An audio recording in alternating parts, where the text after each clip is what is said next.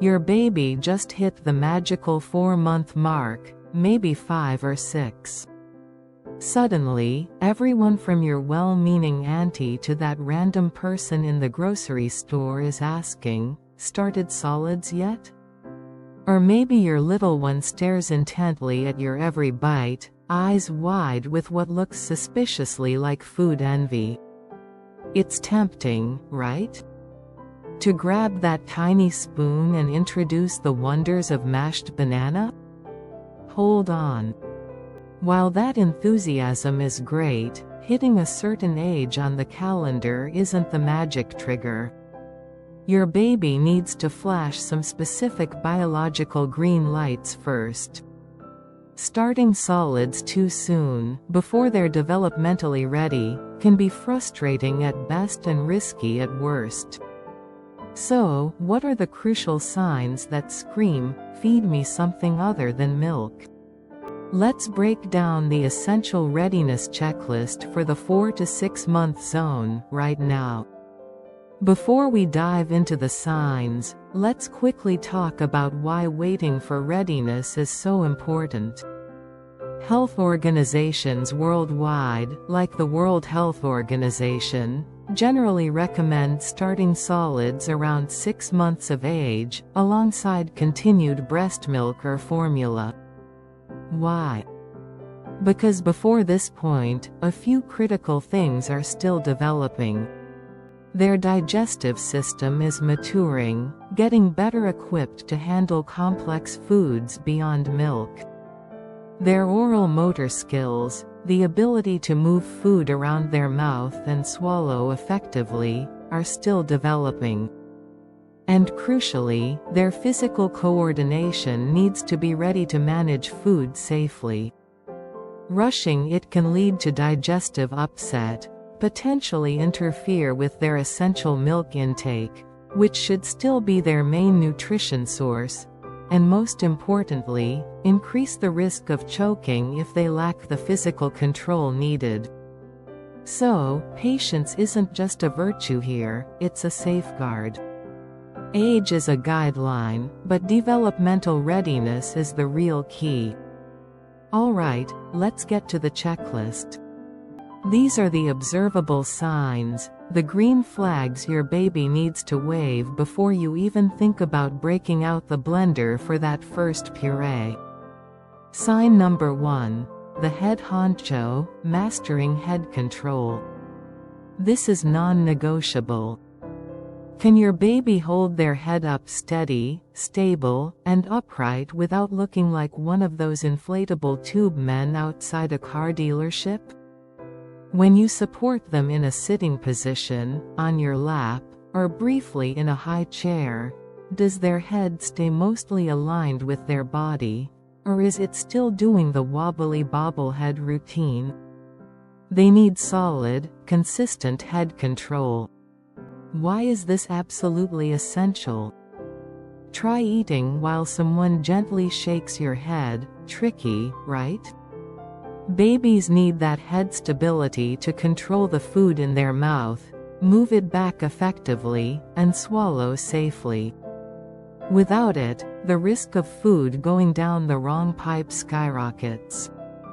Solid head control equals safer swallowing. First checkpoint, passed? Sign number 2. Sitting tall, almost, can sit upright with support. Next up, posture. Can your baby sit upright with minimal support? We're not talking sitting completely independently yet, that usually comes later. But when you place them in a high chair or prop them up securely on your lap, can they maintain a reasonably straight, upright posture? Or do they immediately slump over like a sack of potatoes?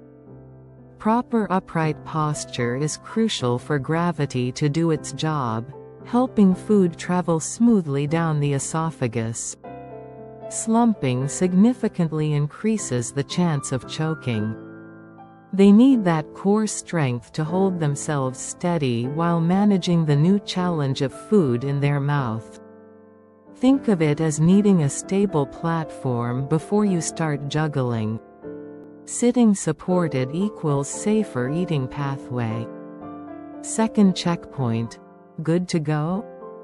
Sign number 3. The foodie stare down, showing genuine interest. This one's about their brain catching up with their belly, potentially. Does your baby seem genuinely fascinated by you eating? Do they watch food travel from your plate to your mouth with laser focus? Do they lean forward or open their mouth when food comes near? Maybe even make enthusiastic noises or attempt a, usually messy, grab for your toast? This needs to be more than just general curiosity about the world. It's a specific interest in the act of eating and the food itself. This signals that they're becoming psychologically aware of food and might be ready and willing to explore this new sensory experience. It doesn't guarantee they'll like the food, but it shows they're mentally open for business. Intense food focus equals ready to explore. Third checkpoint. Are those eyes locked on your lunch? Sign number 4. Tongue thrust reflex. Vanished. This is the big one, the often overlooked biological green light. All babies are born with a tongue thrust reflex, also called the extrusion reflex. It's a protective mechanism where their tongue automatically pushes outwards whenever something solid, like anything other than a nipple or bottled teat, enters their mouth. It helps prevent choking when they only know how to suck and swallow liquids. For solid food success, this reflex needs to significantly diminish or disappear entirely. How can you tell? If you gently touch their lips with a clean spoon, maybe with a tiny bit of milk or water on it, not necessarily solids yet, do they automatically push it out forcefully with their tongue? Or can they accept the spoon without that immediate push-out response? If the tongue thrust is still strong, attempting solids will be an exercise in frustration. Puree goes in, puree immediately comes back out, often all over you. Food just won't make it far enough back to be swallowed. When this reflex fades, it shows their oral motor skills are maturing, ready to move food backward instead of just outward. No more puree fountain equals ready to swallow solids. Fourth, and possibly most crucial checkpoint, is the tongue cooperating? The big picture. It takes a village of signs. Crucially, you're looking for all or most of these signs to be consistently present, not just a one-off occurrence. One lucky moment of sitting straight doesn't mean they're ready. A single interested glance at your food isn't the definitive signal. It's the combination, the steady head, the supported sitting, the consistent food fascination, and the faded tongue thrust, that indicates genuine developmental readiness. Think of it as needing all members of the readiness quartet playing in tune. And just as importantly, let's quickly bust some myths. Things that are not reliable signs of readiness on their own include baby chewing on their fists. They explore everything with their mouth. Waking up more frequently at night. Could be growth spurt, sleep cycle change, teething, literally anything else, or just being physically large for their age. Stick to the core 4 developmental cues.